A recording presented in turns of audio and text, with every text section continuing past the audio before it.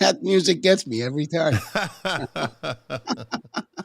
Not bad, right? Not bad. What's going on? Nothing. How you doing? Doing good. Doing good. I just got off a weekend of bachelorhood. Wife and kids were down in Florida for a bar mitzvah. So, Oh, okay. yeah, it's a nice little break. What part of Florida? We're down by you. They were down in Deerfield Beach. Yeah, right next door. Yeah, so down your way. It's a good couple. There's some good restaurants in Deerfield. I like going to JB's on the beach. Yeah. Yeah. So, That's but Deerfield is it's very touristy. That beach is a crowded beach. They got a hotel right on it. Yeah, they do. Yep. Yeah. Yep. For the people watching, we're just gonna kill a couple of minutes until people come in to the live stream. And I always say that's the beauty of Boca Raton. There's nothing on the beaches. There's no restaurants, hotels. Everything is across the street. You can't park on A1A on that side on either side of the street, really, when you're going through Boca, because it's all, they kind of did it right. They did it right. So the beaches aren't that crowded. That's by ordinance, obviously. So they have to get a change. And that won't happen because the people of Boca like our beaches, they're quiet. They're spread out, you know? Yeah. Deerfield Beach this time of year, it's like Boynton Beach. I drove through Boynton Beach yesterday. No, I was at Delray Beach. We went to brunch in Delray. At the Sunday House. If you guys are ever in Delray, that's a beautiful, beautiful Sunday morning brunch. But yeah, so you drive up there and it's just absolutely packed with spring breakers, mostly adults, it seemed like. And it's just crowded. And I guess you get used to having your own space.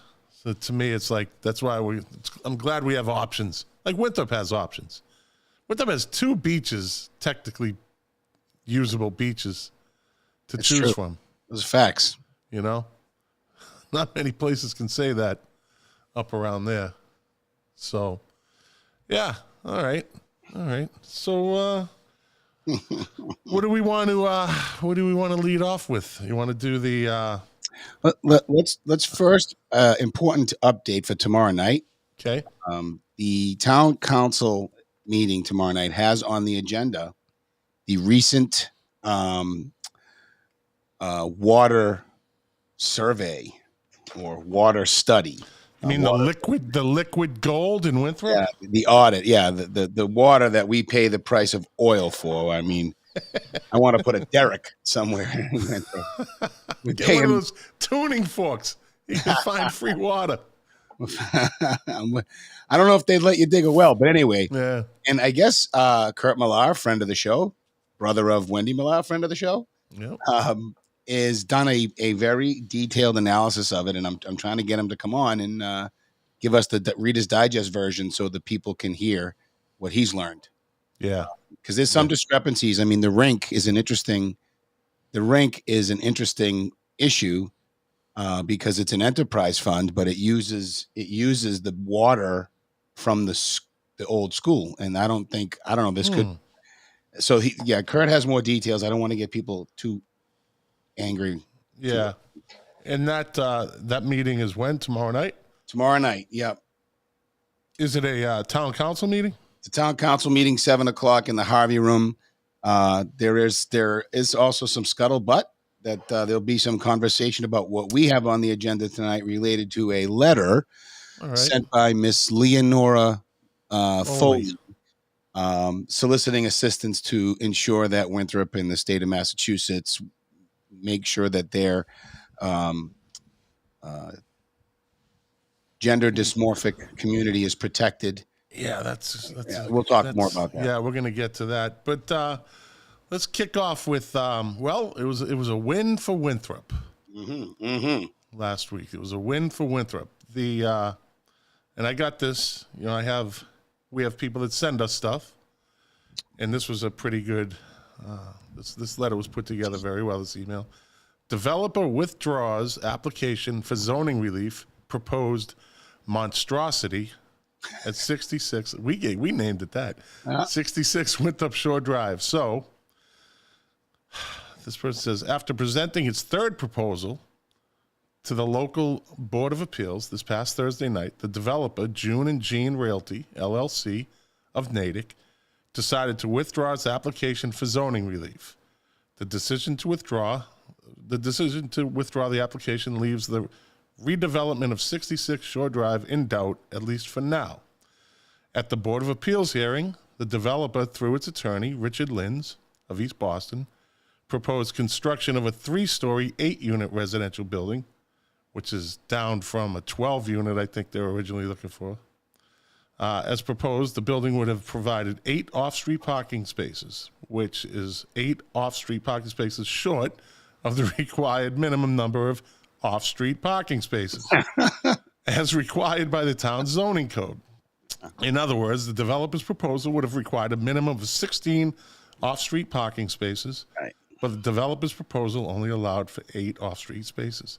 Led by attorney Sean Donahue of Winthrop, he did a great job with this, who represented some of the owners of the properties situated directly next to 66 Winthrop Shore Drive. The opposition to the proposal was well organized. Many residents of Winthrop Shore Drive area spoke out in opposition to the developer's proposal. But then there's this. So the Board of Appeals Chairman Darren Baird informed the developer that there would be no further continuance and that the board was finally prepared to take a vote on the developer's application. Now remember, this started last September, I think it was. Okay. Or the beginning of October, September, October, because I know they went through the holidays without doing anything. So the board was finally prepared to take a vote on the developer's application. In response, the developer asked permission to withdraw its application before the board took a vote to either grant or deny zoning relief requested, and the board granted that permission. In allowing the developer to withdraw its application, it is not clear what the developer intends to do with the property. However, one thing is abundantly clear. As greedy developers target our lovely community for opportunities to construct large-scale condominium projects for the sake of deriving huge profits at our expense, it is critically important that local residents continue to work together to frustrate these large-scale projects. The Winthrop Shore Drive monstrosity has been shelved for now, but you can be sure that other developers will soon make similar proposals in an effort to change the current Winthrop Shore Drive landscape by proposing construction of buildings that are consistent in size and scope to those buildings currently seen along Revere Beach Boulevard. That about sums it up. Yeah, they did a good job. They also, I guess, the developers that were going to develop the condo complex across the street from the Winthrop Market, they pulled theirs also. And there was another smaller one that I had mentioned this a couple months back that I got wind of. They were going to build a 3-family on a lot that was like 900 square feet. They're just going to build straight up. 3-family. Oh. They pulled that. So Winthrop is winning, and Winthrop has to stay consistent. They have to stay strong, regardless of whatever political side you're on or what you think of this social issue or that social issue. In the end, we all live in Winthrop. And we all know, well, we meaning the Winthrop people, it's still my town. I call it my hometown. It is my hometown. I care. Of course I care. They have to pull together when it comes to these things.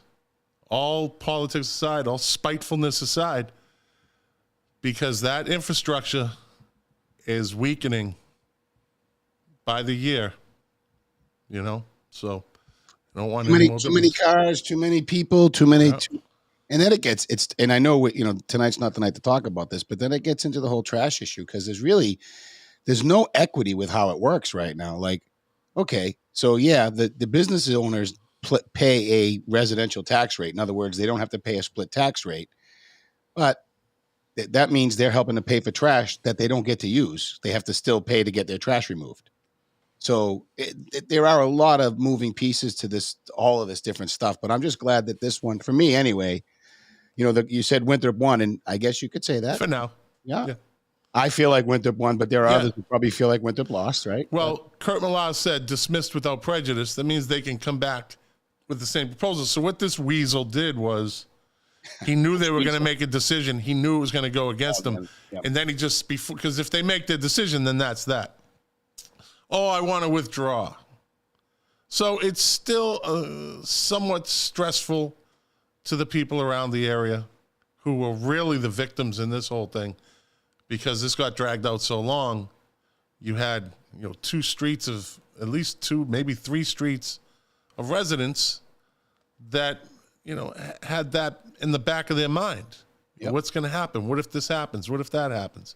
I'm sure it was talk at the dinner table many nights leading up to this. So they get a temporary relief, but developers, they might sell it to somebody else, and somebody else might come in and try to do something the same way, but they will never get past those parking spots.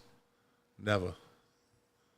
No. Let's see. They're still putting a 6-unit in an old 3-family on Somerset Ave adjacent to CVS parking lot. Now, that's a very contentious area. Yeah. Has been since they put up the big green monster down there, right? Yeah. So that's what it looked like when I saw a picture of it just looming over the center. It's like the big green monster. Oh, that thing is, look. Someone should put a scoreboard up there. The face of the center is officially changed. Like, it's done. Dramatically. Yeah. It's a big, unrecognizable change is coming. Like right now, you can still go down there and say, well, yeah, I remember this. And I remember Terry's Sub Shop over there. And, the old CVS was over there. And the Pizza Center and the Sweats Donuts and all that. But you can still do that. But, that's not long for that to be gone. I guess that's progress. It's heartbreaking at times, but it is progress. Yeah. Progress done the right way can work. Yeah. Progress done in the name of the almighty dollar never works. Oh. Now I know it's inclusive, but if it's done right with the right person, the right developer, the right care, the right design, progress can make that place look good. It can still be a nice town, but it's never going to be what it was. Nothing stays the same. Isn't that what they say? No, nothing stays the same. Yeah. So, yeah, that's the update on the developments in Winthrop. Well, that's we have to I have to say, Scott, I think that your investigative reporting on that had I think a lot had something to do with it, right? They got a lot of people attending the meetings. Yeah, it was like, you and I picking our battles, and we support each other. And that was one of my, I don't want to go back to Winthrop and see that, let alone live in Winthrop and see that. I told you, I've said this a number of times on this show. I was in the military for 10 years, and I came back to Winthrop a lot during those years when I didn't have a family and when I did have a family. And every time I came back, I went in 87 and I got out in 97. Yeah. I went in 87, got out in 97, and I probably came back a minimum of 6 times in those 10 years, right? And I'll tell you what, man, it changed every time I came back. I just, I'd take a cab from the Viking taxi from the airport, or I'd get picked up and I'd drive into Winthrop and just notice more cars, more street, more lights. Just was busier, so that's coming. Yeah. Well, so on the note of change, well, let's get in. Kurt Millar, he brought up a good point. Dismissed without prejudice. They can't come back with the same proposal, but they won't. They can't. It won't work. No, it just won't work. They'll change the proposal. Yeah, they can keep trying. Unless somebody's on the take, why would someone change their vote? They'll have to materially change it in the parking area. That's like, which is right, and that's if it doesn't exist, you can, unless they make the bottom floor a parking lot. Yeah, they'd have to dig underneath, and that's 16 spots. That's a lot of digging. Yeah. So, yeah. Well, anyway, all right. So what's next on the agenda on this wonderful Monday evening? So going to spend a little time, just a little bit of time framing this up because first and foremost, there seems to be some confusion amongst a lot of different people. Recently, a letter was sent from the people of One Winthrop to all of the local elected officials and the state rep and the state senator. So that would be Turco and Lydia Edwards. Yeah. And it was essentially them, requesting to sign on and be part of something to, it was framed in the guise of protecting our gender dysmorphic population, okay, the transgender population. And well, first, and so the whole argument's being framed in a certain way, and there's confusion about I mentioned sports, right? Because that's a hot issue, and that was never really mentioned, but there was a lot of conflation. But it's inevitable. It's inevitable. Right. Of course it is, and we will definitely get to that. Yeah. There's a lot of conflation about or with the different bills, the different states, what people want. Are we just here to protect? Are we here to make sure the state doesn't do that?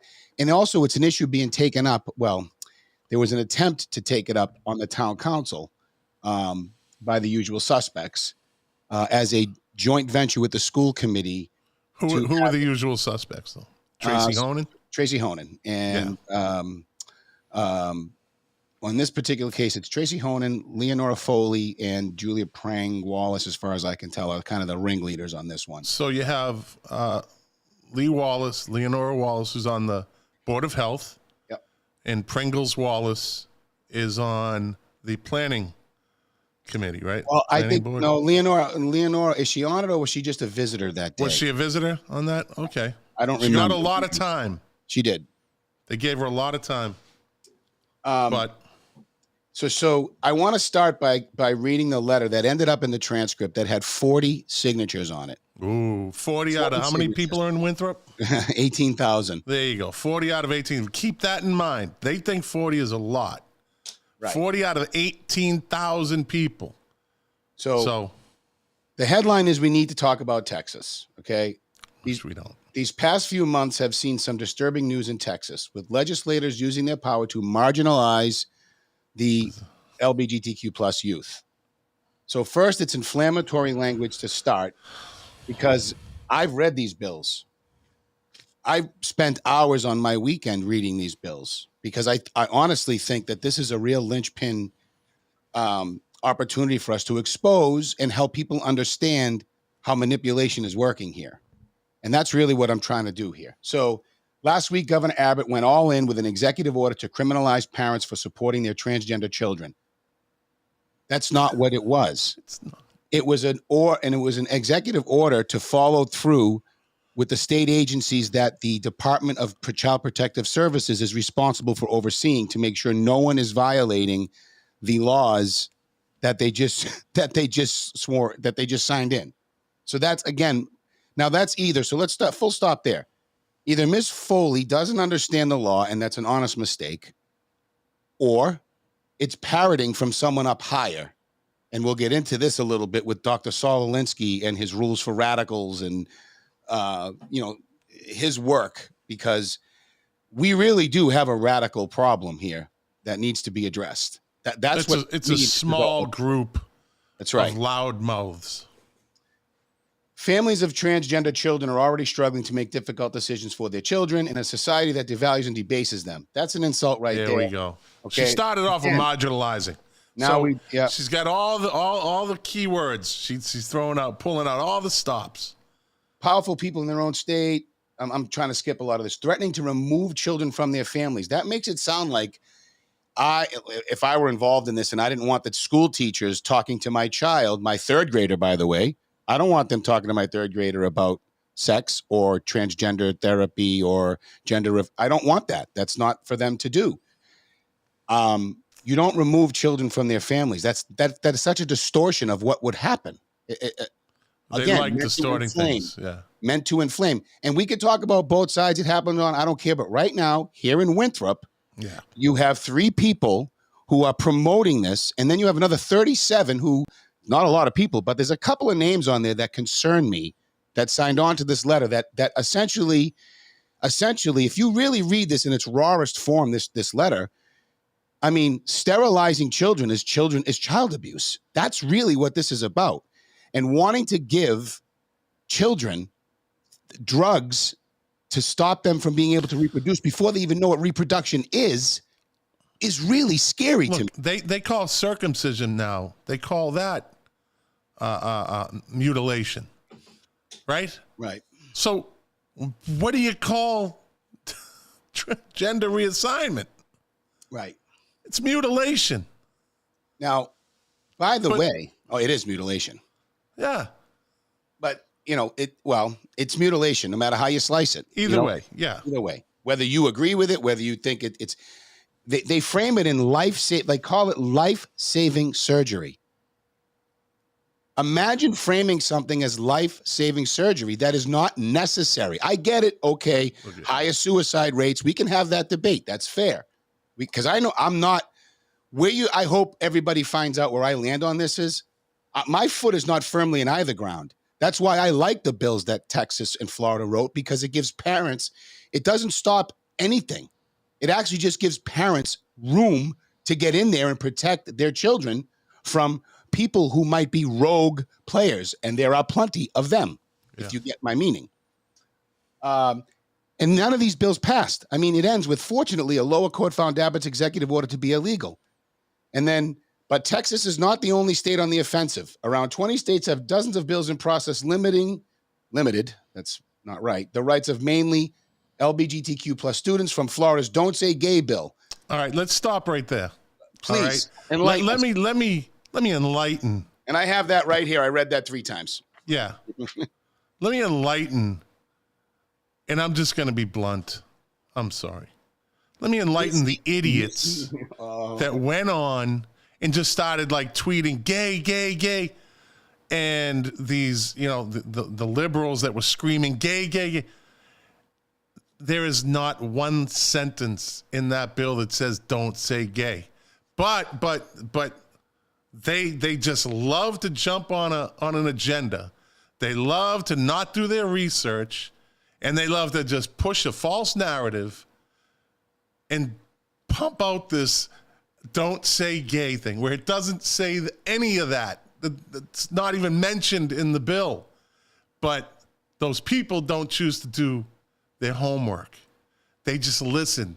They live in an echo chamber. They think Twitter is a real thing. They think the Twitter universe is an actual world. I'm sorry, it's not. So the don't say gay thing, whenever you say that, you're uneducated in what you're talking about. You don't know what you're saying. You're just parroting, like Todd just said. You're parroting what you heard. It sounds cool. Hey, that sounds cool. Like Latinx, that sounds cool. BIPOC, that sounds cool. You get it? They come up with all these things that sound cool. And we're just going to say it because we live in our little liberal echo chamber. So you know what? There's a big world out there. Lesson number 1 here, Scott. I'm sorry to cut you off. No, that's lesson number 1 here, Scott, in Saul Alinsky's rules for radicals. I'm going to use a term here that I did not coin. It's not exactly what it sounds like, but it's part of this whole Alinsky process or theory. They can use their terms. We can use Alinsky's terms. And actually, it's Alinsky's term. It's not even mine. He calls it... and he's a Marxist, right? Yes, he is. Yes. They call it the useful idiots. So part of what they do, part of the plan is to make up all these clever and repeatable chants to make things simple to pass the information on, right? So in fairness now, to back up, because the big reason I'm concerned is, okay, let's just stop, full time out. Yeah. People have asked me, a couple of people asked me over the weekend why I can't just let the people on the council say their piece and move along. And they can say whatever they want, but I'm not going to let that go unchecked because it is misleading. Whether it's on purpose or not, okay, fine. Maybe it's not malicious, but you need to do, if you're going to push this stuff, you need to do your homework because you are definitely misleading people and getting people angry, especially marginalized. And I use that because I'm not sure what it means any longer because it's been so thrown all over the place. But marginalized people, right? If they have high rates of depression because of their conditions, right? Pushing, like, doing all of this stuff and making it louder and more prevalent, it doesn't help their situation. They need help. Using them as political pawns does not help them. And I said it last week. These kids that are going through this have never had more help in the history of this planet than they do today. They have more outreach than in the history of this planet that they can go to.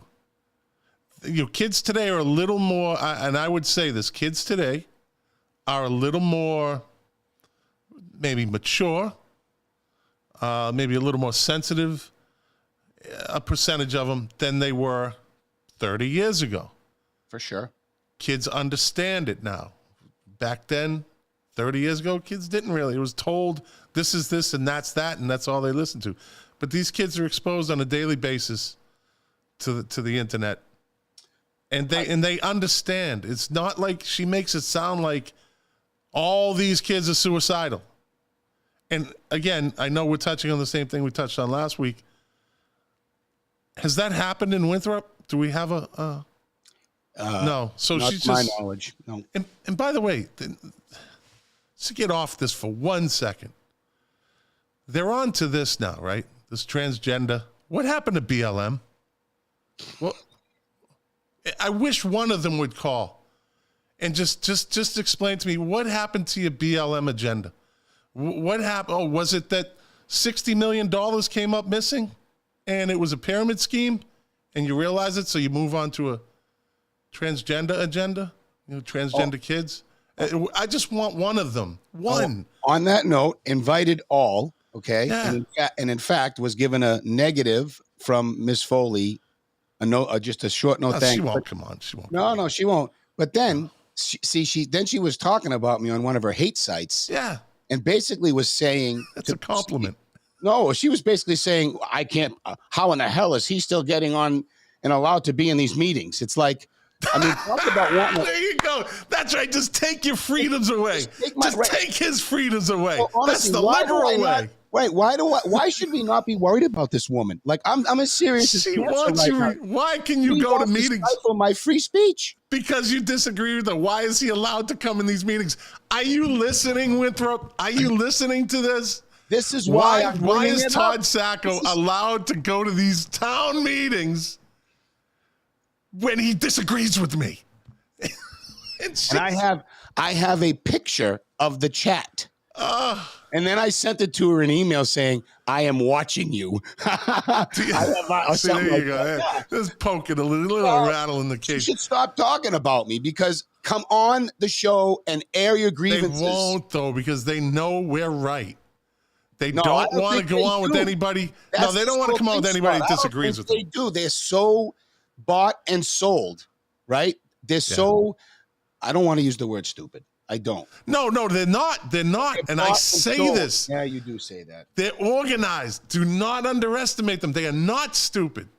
A few of them might be idiots, but it doesn't mean they're stupid. Are they these three useful idiots for a higher? Like, this sounds like conspiracy theory. I'm not trying to say that. They're organized. It's a way of life. Yes, it's just a kind of a way of thinking and a way of life. Yeah. They really believe.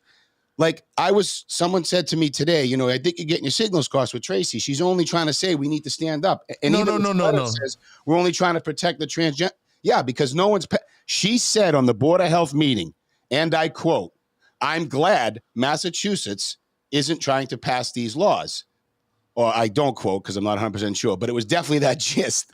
And I said to myself, okay, one can only deduce from that logically that if someone tries to pass one of these laws, which is completely reasonable, they're going to fight it. And maybe it's time now, Scott, we introduce a little bit of the laws that I studied so hard. Yeah, bring it on, buddy. Preparation. So I'm going to actually keep it super brief, and I'm going to just because this is a lot of blah, blah, blah. There's 5 or 6 different bills that came across. They're not laws. I keep screwing that up. And all of them have been defeated, right? And it's actually, here's another way that the misleading happens. They advertise it like it's this huge win. But the reality is, if any one of these bills fails, the rest of them have to fail because they're all so interlocked. So, for instance, bills 1311 and 1399 are about insurance liability. Who's Is this in responsible. Texas? Yeah, this is Texas. I'm sorry. Which is, she referred to it. Yes. Lenora Foley referred. That's why we're talking about Texas. Right. So these are about insurance and liability.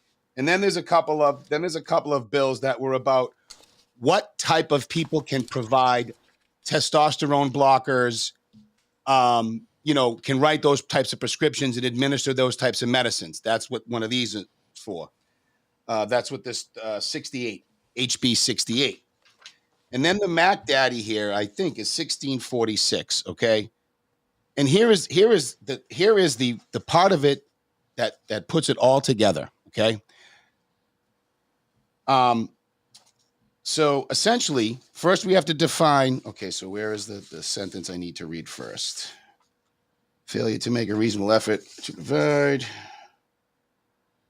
Okay, emotional injury causing. So this is all. Yeah. Okay. So these are definitions of child abuse, and then it's more goes on to have definitions of the children in question. So intersex child means a child who is younger than 18 years of age and either A, has inborn chromosomal, gonadal, genital, or endocrine characteristics, or a combination of those characteristics that are not suited to the typical definition of male or female, or are atypical for the determined sex of the child, or B, is considered by a medical professional to have inborn chromosomal, gonadal, genital, or endocrine characteristics that are ambiguous or atypical, blah, blah. So essentially what this bill is saying, that as long as the medical professionals are saying that you have this intersex child, if you have these conditions, you are intersex, meaning you're under 18, but you have these conditions. So they're only trying to protect under 18 and intersex children from having surgeries that are irreversible, right? And they are trying to protect these people because there are actually cases around the country, and I have actually some evidence of it. Starting to see more of them. More of them. Yeah, the detransition movement, yes. Right? They're starting to come out now. And there are cases where these people got prescriptions and procedures done by not so upstanding doctors, okay? And now, let me take a step back and say, I don't know how true that side of the argument is either. But my common sense buzzer tells me, you know what? I want the parents to be able to get in between the people that are talking about these things with the child. Am I making Which all sense? boils down to the schools, too. That's right. That's where this has nothing to do with anywhere else on the planet. It's just schools. It's just preventing teachers from doing this. So who on the Winthrop School Committee is supporting this? So that's a great point. And I'm glad you brought it up, because that's another alarming thing for me. I have put in my mental brain, Your mental bank. my sane brain and my mental bank, obviously the top three of the socialists in this community. I was hopeful that Suzanne Leonard was not one of them. Her name is attached to that letter in the paper, which it leaves me no choice but to think that, and she's been invited on to explain herself as well. She won't come on. Never She only gonna came on for the election. That's fine. But she should know that we're not hostile. Not at all. Right? No. But so she's on the school committee, and she signed that letter, and people should go to the transcript. I hate promoting that piece of trash, but that's where the letter is. And that's a school committee member. This is why Winthrop needs a recall law. Working on it. Or rule. People in office, on boards and committees, need to be held accountable. They need to have a checks and balance. They need to be able to answer their decisions. Instead of having 2 years of freedom, doing whatever they want, saying whatever they want, and just saying, what are they going to do to me? What are they going to do to me? Well, that's why the recall needs to be instituted in Winthrop. And I don't care what anybody says, oh, that might get contentious. Elections are contentious. Elections are ugly. Recalls, there's a reason. And if the people don't agree with it, then like Gavin Newsom, how he got away with that? I don't know. He beat a recall. Yes, he did. So, I'm sure the Tracy Honens and the Lenora Foleys and well, she's not on anything. The Suzanne Leonards, they won't have anything to worry about if there was a recall instituted in Winthrop. Oh, right? Why would they care? They don't think they're doing anything wrong. No. So no, they hopefully don't. That gets done. Yeah, that's some work. All right. But you raise a good point. Again, everybody keeps saying, why is this a big deal? All right, so let's go backwards and talk about incremental. Aren't we all, like, within the past couple of months, just waking up and wondering how the 80% of our boards, the school committee and the town council, are uber liberal?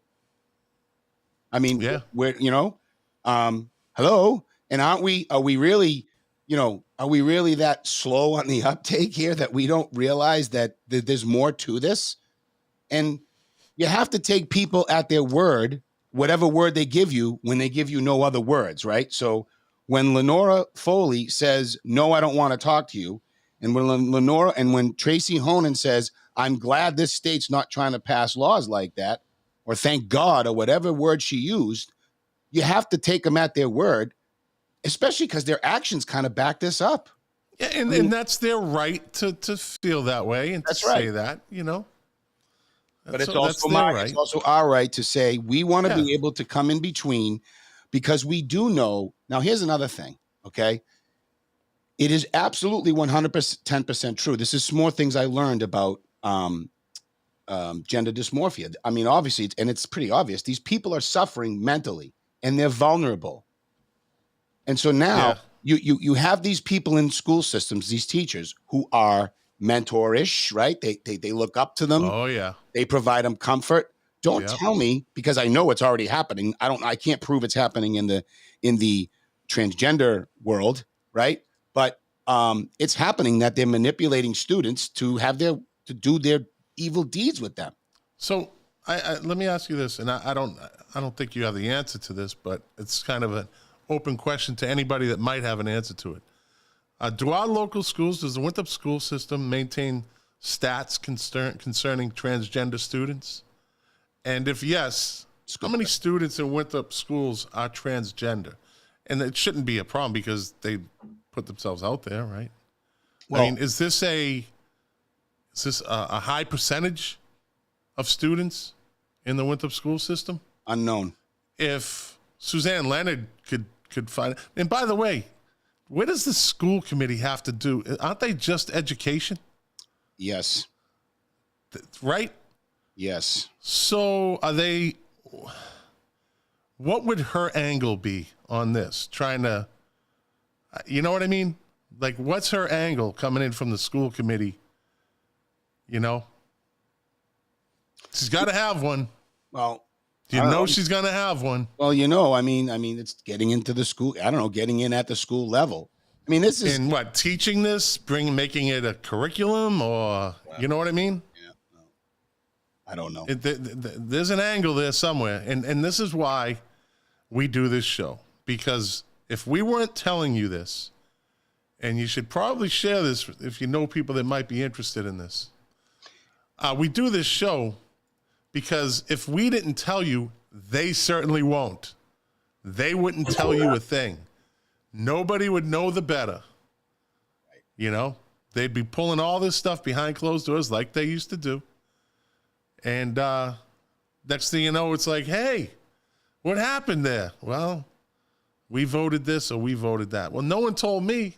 You should have went to the meetings. That's always their answer. That's exactly how it happens too. Yeah. Well, and so I also heard today that from Hannah. Hannah and I talked a bit about this, friend of the show, and she's like, I'm not hearing that this is about sports, and my feedback was very simple. Yeah, right now, because it's inevitable. Now, it goes hand in hand. Right. It happens at the state level. Like if I tried, and I said this in the meeting the other day at the Rules and Ordinances, I said I want to see if we can get an ordinance passed that says boys play boys sports, girls play girls sports, and if there's no corresponding girls sport to a boys sport, they can try out for the boys team. I think that's reasonable. I don't like the idea of girls playing on boys teams, but if you're adamant, hey, then have at it. Yeah. And I guarantee you, and I wouldn't be doing that to be antagonistic. I would be doing that to protect the women of Winthrop. Because inevitably this will come up, and I'm sorry, I don't see Julia Wallace or Leonora Foley or Tracy ever backing down from saying, "Oh no, now Leah can play volleyball on the girls' volleyball team in Winthrop now, because Well, they won't be. respect- They can't. respect her. She's a woman. Respect her." Yeah, they have to back it then. That's right. And these are women that don't have daughters playing sports in the Winthrop school system. I mean, think about that on its face. Take all the characters out of it. If you truly believe that a transgender woman, and I can't even, I'm sorry, I'm ignorant to it, but if you truly believe that that is a woman, then, I mean, how do you not support it in a different context? It's still a woman by your definition because the person says they are. Right? Yeah. Am I losing something here? No. Okay, No. Yeah. There's a great interview. There's a great. I'll have to find it. It's a clip of Jordan Peterson talking to two transgender men on a talk show. That guy's like undefeated. Jordan Peterson is undefeated. Like you are in Facebook debates. Yeah, Facebook undefeated. Undefeated. And they said, I'm a woman. He said, well, what's a woman? Explain to me what a woman is. And they had no answer. Yes, I've seen. They had no answer. I've seen things. Explain to me what a woman is. But they won't answer. They won't. Because they know that they didn't fit the description of a woman. That's right. So take that down to the high school level, to the middle school level, All right, what do we got here? All right, so what I want to do now, all right, so let me frame this up. Part of my objection to gender reassignment surgery, and in my research, by the way, it has been called gender reassignment surgery, gender assignment surgery, gender affirmation surgery. Like, this is the word salad that's so frustrating and makes it hard to find stuff, But in my research, I came across what's called, oh my goodness, I can't remember the name. What is it? The detransition movement. Right. Okay. If that sounds familiar to you at all. Okay. And just give me a minute. I'm definitely not on my A game here. It's all right. It's all right. So there's a podcaster, an Irish podcaster. I got to stop. You getting that? Okay. There's an Irish podcaster named Graham Linehan, and they already tried to discredit him, saying that he used anti-transgender language. I mean, again, it was violent language, like said something like they're behaving like Nazis. He didn't call them Nazis, but said they were acting like Nazis because these certain people were screaming and shouting down against detransitioners. You know what I mean? Like they weren't letting them talk. Anyway, You get the point. So I want to play a couple of quick clips here. Let me get to the 6-minute mark here. The girl on the right, Grace, is a young woman who transitioned and then transitioned back and had this. If anybody gets the chance, this is well worth the 20 minutes. This is a fascinating interview. Now, this is relevant because this is referencing or opposing the letter that was signed by Lenora Foley, Tracy Honan on the town council. Remember that come re-election time. Yes. And Suzanne Leonard, who's on the school committee, and what's her name that just got elected she was the city councilman. Oh, Lydia Edwards. Yeah. Lydia Edwards. Yep. And a few others, but that's relevant to the people, the women that signed this and the guys. Some of them are representatives on Winthrop boards, committees, councils, etc. So, and they're trying to. Go ahead, pull this up too, will you? So they see it at home. Yeah, I'll pull it up right now. Ready? Yep. Pull it up. Okay. So the girl on the right, like we said, the young lady on the right. Hopefully we can hear it. You know. Yeah. So you were on the famous 60 Minutes episode, which was subject to the most extraordinary behind the scenes pressure and turned out to be, well, I don't know. What did you think of it when it went out? Well, I know that, you know, it felt like no one was really happy with it. You know, it was, Yes. there were people who thought that it was, you know, just insane to be platforming these detransitioners, and then people who felt like it was really like, you know, a betrayal by like making it sort of this, you know, little this, little that thing. But I mean, honestly, knowing the enormous amount of pressure that the producers and the people were under, I think that it's kind of a miracle that it happened at all. And I think it was really important. So I think. So she's referring there, don't take this down yet, Scott. No, I won't. She's referring there to the pressure for her not to come on and talk about her detransition on 60 Minutes.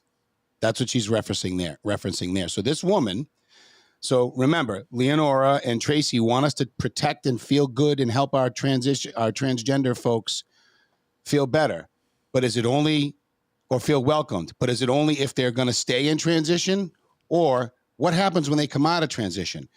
And she goes on to say that she's actually been bullied by people who were upset with her that she came out of. The people that were supporting her through her transition were bullying her and being hateful towards her when she was coming out of it. When she was detransitioning. And I want to be fair. Not everybody does that. But again, the concern for me is the ones who do that and where they go, because they're the most likely to try to get elected or inject themselves into political process. Let me get to this one here. I'm not sure if this is the right one. I want to try to use people's time well here. Okay, let's go 8 minutes. See what the beauty of live streaming. We can go as long as we sort want. Of ill at ease at the world around you. Like, I think it's like smart and sensitive people who can kind of like bury themselves in this Escher-like ideology where it's like, oh, you know, this is this fascinating thing to figure out, like your gender, it's infinitely complex. You know, you can kind of like follow, it's something that you can ponder at length and follow indefinitely. And I think, you know, yeah, it's definitely like a fascinating and seductive alleyway of discussion. But to me, it ultimately is like grounded on nothing. It's like, you know, you're on shifting sands forever. So there, she's talking about how, as she was thinking about this and how she was going through her emotional and mental challenges, again, the people supporting her were teaching her that it's this really great journey, blah, blah, blah. And there you see in her final comment, she's like, no, it's actually grounded in nothing. It's nothing. It's grounded in nothing. So, but they turned on her. Right. And now, again, is that everybody's experience? I'm not saying that. But stuff like this she's not the only person that's gone through something like this. And so the last clip I want to play, let's get to the 1344 mark. 13. Okay. But I encourage everybody to look this up and watch this. The surgeon, and yeah, it was really, really easy. Like they made it really easy. There was no gatekeeping. Yeah. Yeah. So I think increasingly you see stuff like these, you know, there's like Plume. That's big. Yeah, just let it play. So yeah, I just got a letter from my therapist, but she didn't do or recommend any assessments. She just gave it to me when I asked her, and I was able to schedule pretty quickly with this surgeon. And yeah, it was really, really easy. Like they made it really easy. There was no gatekeeping. Yeah. Yeah. So I think increasingly you see stuff like these, you know, there's like Plume and Folks who are these, do you know about these? They're like mail order. They're like online, like hormone startups where you can just. So essentially, again, she's referencing the ease of being able to get the prescriptions and the recommendations to go through this gender reassignment surgery. Right. My question is, why would a duly elected school committee member, want to allow that kind of an opening in the law? Why would you be protecting against that? We have proof right here, right now that it happens. There's several of these types of interviews. Who would advocate for that? See, this girl would be considered a mouthpiece for the conservatives. That's how they would label her. She's just a mouthpiece. It's like when a black person becomes a Republican or a conservative, they get labeled as a mouthpiece. Look at excitement about defeated. Okay, so again, I'm sure there's people in this group that really believe that there was insidious Republicans who were trying to eliminate the transgender community, but that's not what's happening here.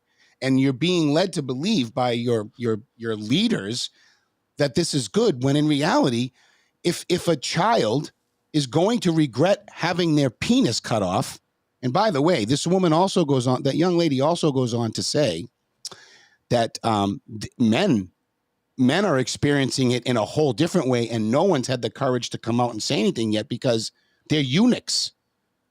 Yeah. And if you go back to medieval times, it was done to embarrass men, to obviously emasculate them. This is not a joke. I'm not mean. No. I'm not any of those things.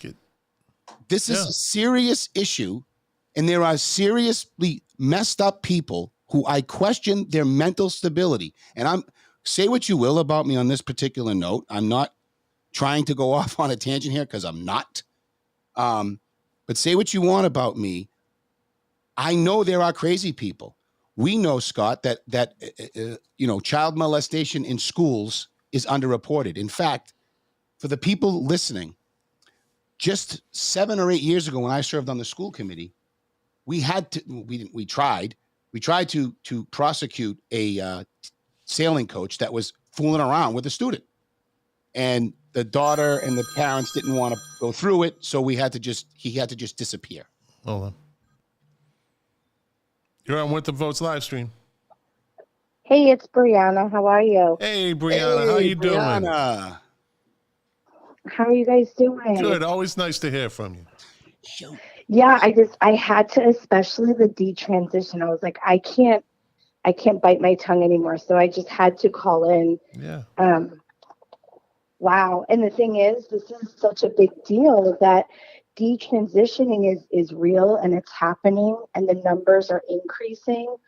However, there's no outlet and place for them to be able to discuss this openly, which is really sad. So it's hard to get real truthful data, if that makes sense. 100%. I learned that in my studies, Brianna. And by the way, I have to apologize, Brianna, for the folks listening. Yeah, I was supposed to send you a link, and my brain dead. So we're gonna do that right now, live. What's your email address, Brianna? Wait a minute. It's. You want me to give it to you right now? Unless you're uncomfortable. No, that's okay. It's fine. It's B Malloy, BMOLLOY 282 I got it. Gmail. I already have it. Yeah, I got it. Cool. I had it locked in from before. There we go. All right, Scott's sending it over. So I just sent you a link. Yeah, he's beating me to the punch because I'm no good. I'm sorry. This was all my bad. But yes, Brianna, you're right. No, I was Should feeling be in your bad. email. I was like not going to call in. I said, I'm going to call. I told Todd I'd call. So. All right. You go in your email and you can hang up so you can have a better link so we can see your smiling face. Oh my God, no. No, I can't. I don't want to go on camera. That's okay. All right, fine. Well, you know what, Brianna? How's this? I sent you the link. I did my skincare routine already, guys. You have to. That's all right. Listen, I sent you the link. That link is good all the time. If you ever want to just pop in, you have you got free reign. You use that link whenever you want. Honestly, you can use it anytime you want. Awesome. So Brianna, let me ask, how long have you been listening? This whole time. Yeah, just a couple minutes after 8. Yeah. All right. In your opinion, where have we missed on this issue? Are we getting this wrong? In your opinion? No, not at all. Not at all. And I mean, here's the thing that, we need to talk to all members of the community. And me being, having to happen to be a member, is I guess what I'm trying to say, of the LGBT community, I've never ever felt, or our family, that, we're not protected. I don't know if you read that part of the transcript. Kids are, our Winthrop youth feeling protected. I have never felt any prejudices against, my family and our life, and how we live in Winthrop. It's been one of the most supportive, beautiful communities to have a family. So that's first and foremost. Yeah. And usually, I will speak for myself, my wife, and a select few of my friends that are also in this, in the LGBT community. We don't want the pandering, and the pointing out the differences. That's what's like divisive. You know what I mean? So as far as the school stuff, just way too far. I mean, we're talking about our babies. It's pre-K, kindergarten, first, second, third grade. It's just, nowhere does it say we're not supposed to say the word gay. Thank you for bringing that up and clarifying. Yeah. It's just, it's outrageous. And I think my friends feel like they're like supporting like me and my wife by saying they're against it. It's like, you're not educating yourself. You need to read this. Sorry to cut you off there for a second, but just to go back to the saying gay thing, and just to add confusion, and I've mentioned this before, you used to not be able to say queer. Now you must say queer. You can't say gay. I mean, honestly. Yeah. Oh my God. That'll be the day. That'll be how the about day a you call short me version? and my wife queer. No, we don't. I don't like the Q. We got The trouble. I is a real thing. The I is a real thing, Todd. I'm glad you brought that up. It's a biological, like a doctor diagnosis that. Yeah.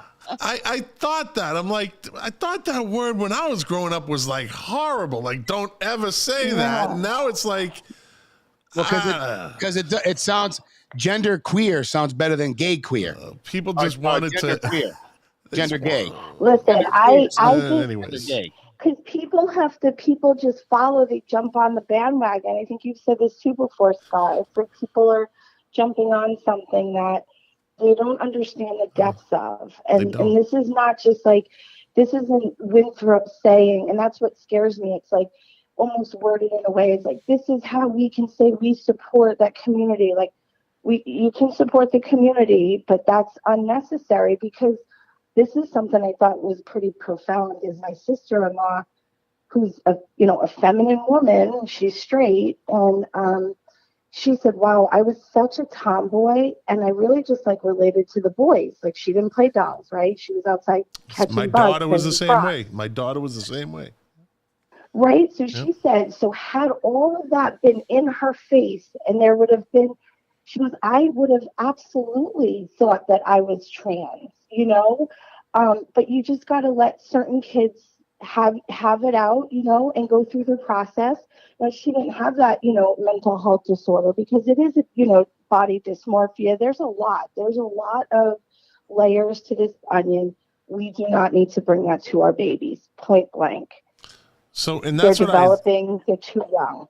And this is what I said. There's how many names are on that sign, that letter? 40-ish. So you have 40 people, right, that have come together, and I'm telling you, and I say this all the time to the people watching, they are organized. Do not underestimate them. They are not stupid people. Like I said, a few might be idiots, but that doesn't mean they're stupid. They are trying to do this. Sorry, Scott. This is a great point. You're making a great point, and I don't want to forget this part. Yeah, no problem. So let's remember. Here's a fun fact that many may not know. Mrs. Honen's original idea for running was to run against Phil Boncory because she hated Phil Boncory. She got on that council, and because she could see that Joey was a progressive, right? Now, helping Joey stay elected, getting through to Phil would be a path to helping Joey stay elected, and she partnered with him. So they are organized and they are smart when it comes to getting themselves in the right positions to get legislation written. Be a buddy to Joe Boncory, and now he's gone, but you have influence at the state level. This is an example of federal politics being brought locally, right?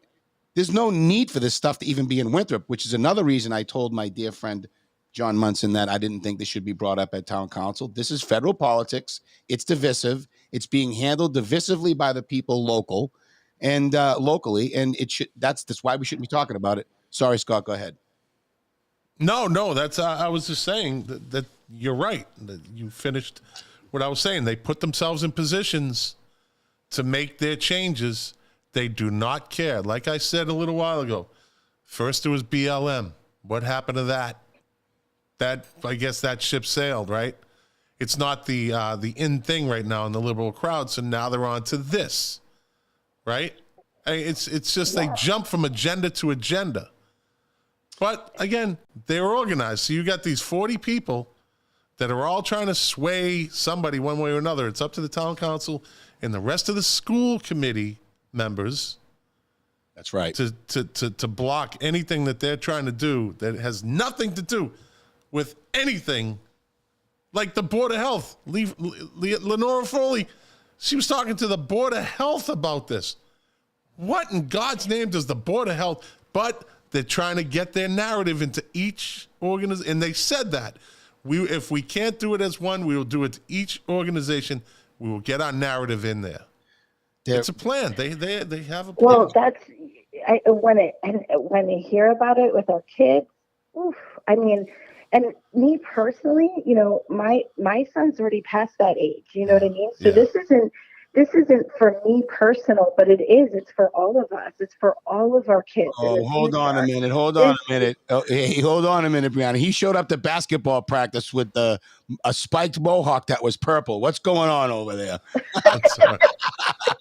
What's he, a Cobra Kai? He's got a Cobra Kai? He's got a mohawk and he's riding like an old bike of mine that's like pink and purple. No good shame, for him. God bless him. He's a big kid too. It's the funniest thing you ever saw in your life. Do your thing, buddy. Do your thing. I know it. So Brianna, So question for you, Brianna. Detransitioning awareness. Have you heard anything about this? Well, one of the things that I found as far as hold on just a second. Sorry about that. I'm sorry, awareness. Have I heard of that? I know that there is definitely a community trying to raise their voice about it. Yeah, so I found it on Twitter. It's called Detransition Awareness. Anyway, the long and the short of it is there's actually folks in there that are also saying, hey, I didn't detransition and I'm still doing fine. So it's it seems to be a nice community so far. But my point in it is I learned a lot about things like autism impact people's feelings about their sexuality.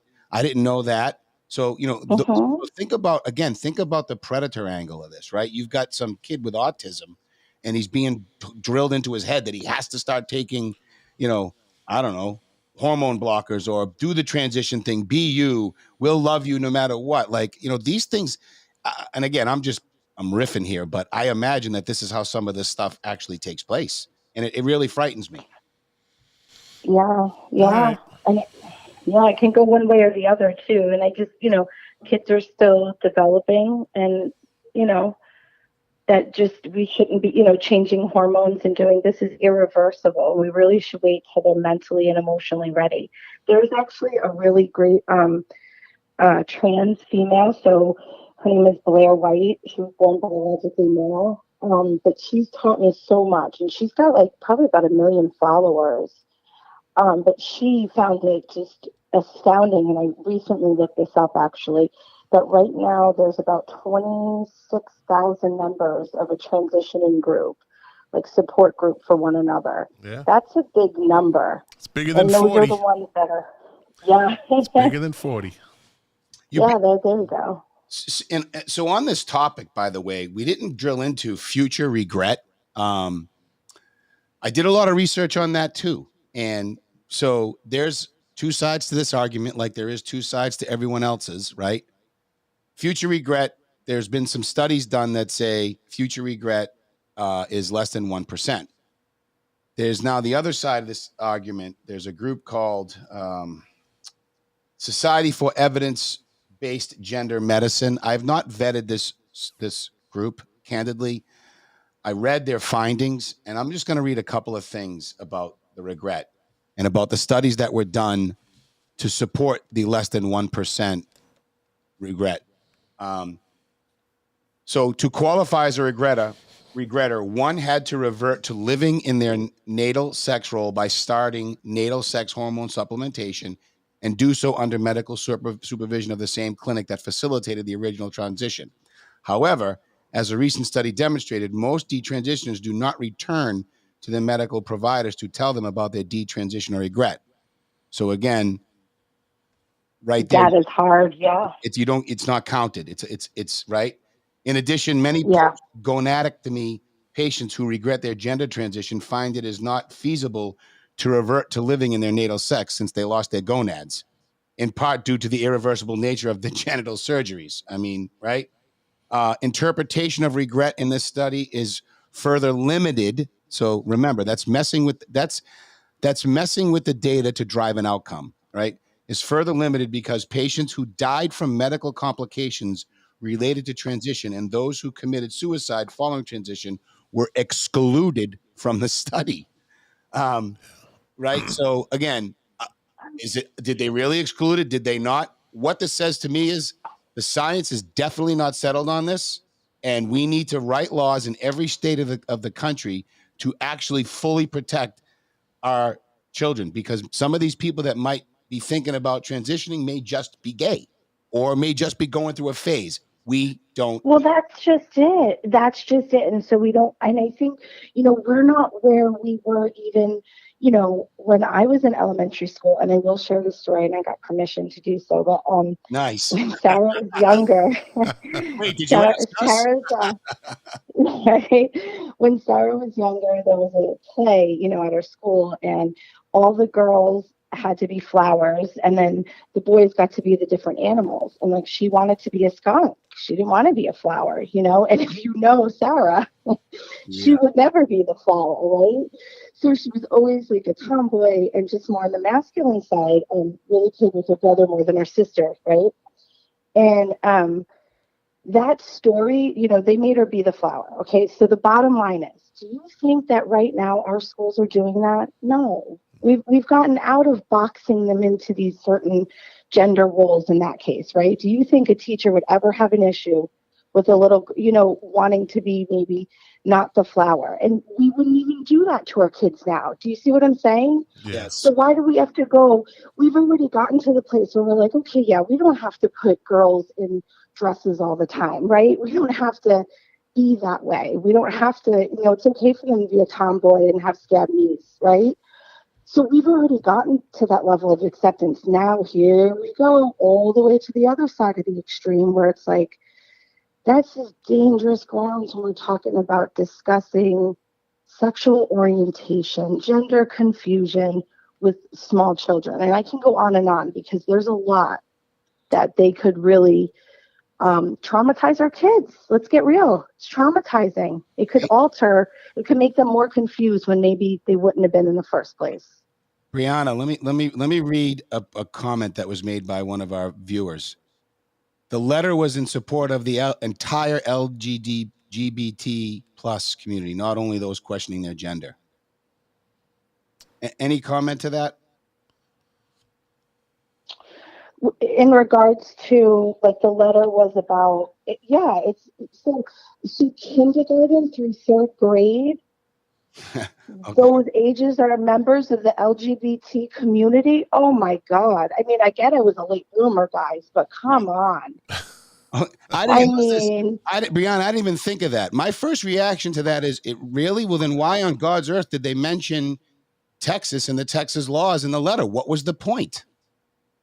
I mean, you can't just ignore that part of the letter.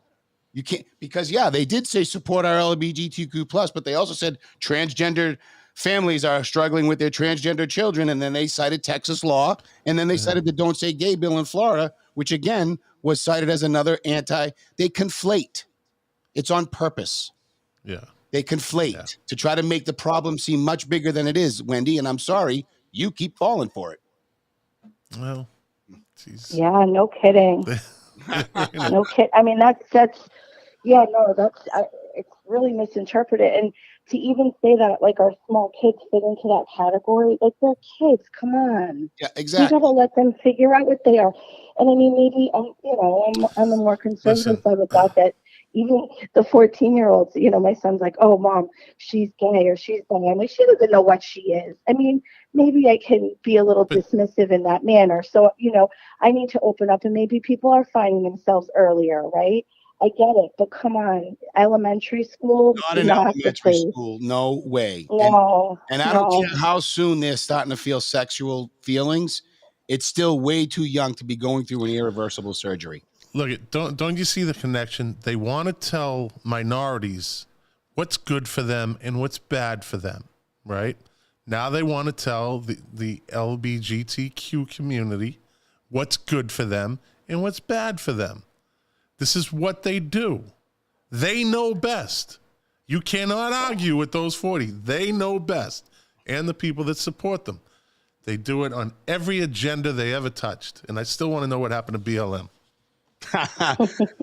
Well, I still want to know where I guess Tracy Ona took her BLM sign down finally and replaced it with a Ukrainian flag. Like, that's going to make a difference. So. and this, I want to make this point too, because it's important. And it's not about BLM, but It's a dead issue to them, evidently. right. They drop it. Well, and this isn't everybody that is of a more liberal mind, right? Right. But you're getting those like Wendy. I'm sorry, you're getting caught up in the feel good aspect of this stuff, and they're using you because the people at the highest levels of this, whatever, Pandering. they know full well that gender reassignment surgery is not something that should be done to prepubescent children, and they know full well it's entirely inappropriate to have teachers coming in between parents like they did with masks in this whole pandemic. Yeah. Yeah, again, scary grounds. It's for us to decide, and that's exactly where the fight lies. So, Well, they're not going unopposed like they would have, and I will pat us on the back.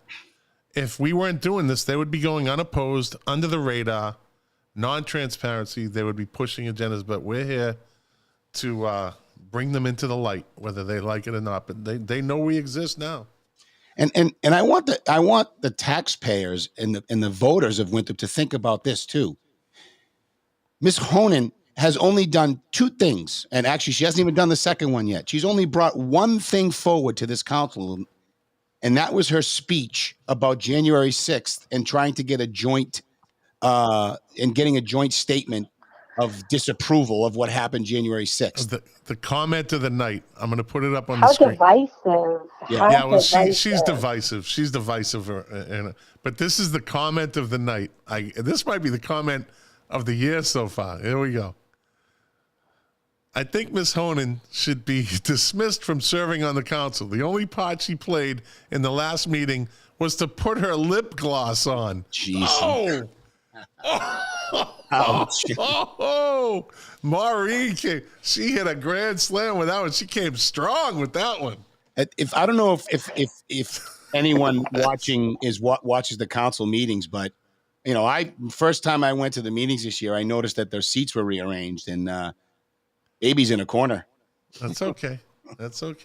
Well, all right. Well, listen, we're going to wrap this up. Brianna, thank you so much for coming on. Yeah, Brianna, thank you. Oh, thank you, guys. And like I said, you have the link whenever you want to just pop in and you have your face, Okay. your face all done and you get ready. You can drop in anytime. You can talk about anything you want with us. You're more than welcome. You're always welcome to come on. Oh, thank you. Thank you both so much. You got it. Thanks, Brianna. This was Thanks great. for calling. All right. Take care. Have a good night, guys. You got it. You too. Bye. Good guest. Always. Yeah. Good perspective. Good perspective. Yeah. I mean, so the moral of the story here is I hope what people walk away from this with is this is unsettled science. The laws, the bills that were proposed were more than reasonable. They allowed parents and their medical professionals and the child to make their own decisions about their health care. And I'm encompassing everything in healthcare. I don't see why it was made so political. I understand why some people, I mean, look, everybody has sick people, right? I mean, if you think about the skinheads, those guys were nuts, right? Like those people are crazy. Yeah. And you don't trust them. Well, I'm sorry.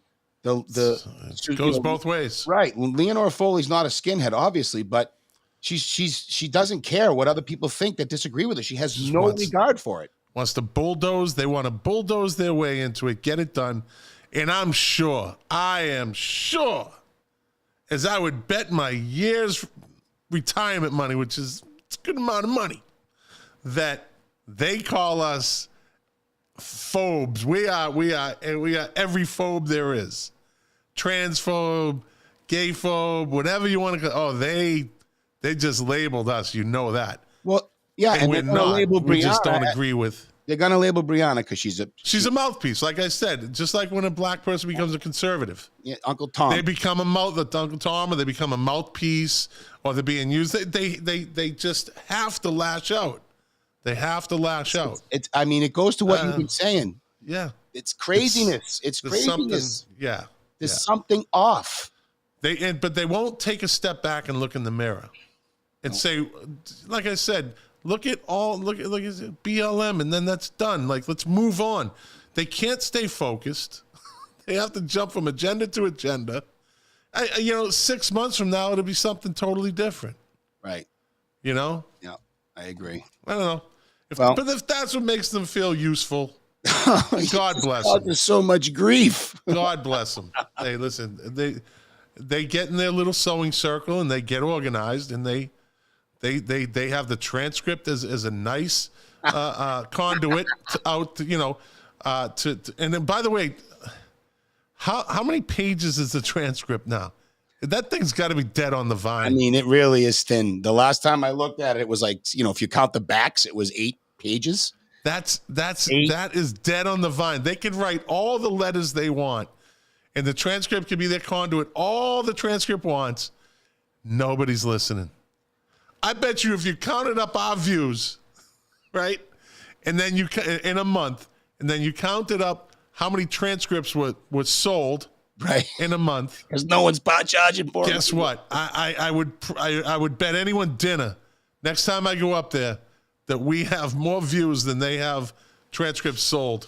I was in Lettieri's. I'll take you to Rossetti's. I went to Lettieri's Prove me wrong. to grab a sandwich. And the papers, the transcripts from Thursday, honest to God, if they were 2 missing, they were 200 missing. The stack is still there. No one buys the paper. No, it's dead on the vine. It's dead on the vine. I don't get it. We're the future, buddy. We're the future. Let's hope so. Well, I tell people that. I said, that, and I've been saying it just like they need to. We haven't forgot about the town hall posting meetings online. We haven't forgot that. Oh, I'm going to try to get that in the ordinance. It says chalk. I'm going to say online. I want it. Yes. The language needs to match the times, right? Hey, look at the diversity committee even put theirs online. They did. They did, and good for them. They should, and that's good. It's a good thing.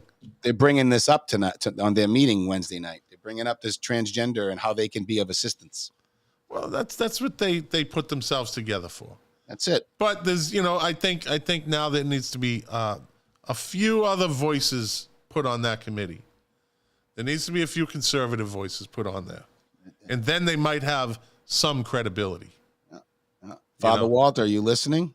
That's a good dude. No, his dogs are barking. He can't hear us. That's right. I forgot about them. I thought those were hamsters that were just loud eaters. His dogs are barking. All right. Well, listen, this is it's been a very interesting show. Yeah. Very interesting show. Absolutely. Maureen wins comment of the night. She does. All she did was put her lip gloss on. She does. Oh. Whoa. Well, it was relevant to what they're trying to do in Winthrop, and we don't usually talk about national issues, but this one, it's all done, and you get ready. What was that? Oops. I was like, I heard myself talking. Yeah, so again, next week we'll be back with more stuff. That's right. Oh, there he is. Well, it's Walt. Woof. There you go, buddy. There you go. Right. Maybe, you know what? Maybe if he would like to, after the meeting, right? If he gets whatever notes, if he wants to come on next Monday night, and give us kind of a rundown. It's not a debate. It's not like, what are you doing, Never? If he wants to, give a rundown on what they talked about, he's more than welcome to come on. Right. I agree. Yeah. So, all right, buddy, you want to take us out? Yeah, folks, this is been a good show. Thank you. Like Scott always says, right? You guys are the engine that keep us going. So Drives this machine. Garrett, remember, all politics starts at the local level, and something to ponder over the next week. California used to be a conservative state. California is one of the bluest states in the country, and the spread started right around the time the feds passed the Ed Reform Act, and they started getting chummy with the teachers unions, and the major cities started turning liberal. Just keep that in mind. Yep. All right. Local politics is more important than anything else. Yes, it is. And we're here to bring you the news that the Transcript won't. That's right. That rag. Dead on the vine. Yeah. All right, everybody. We'll see you next Monday.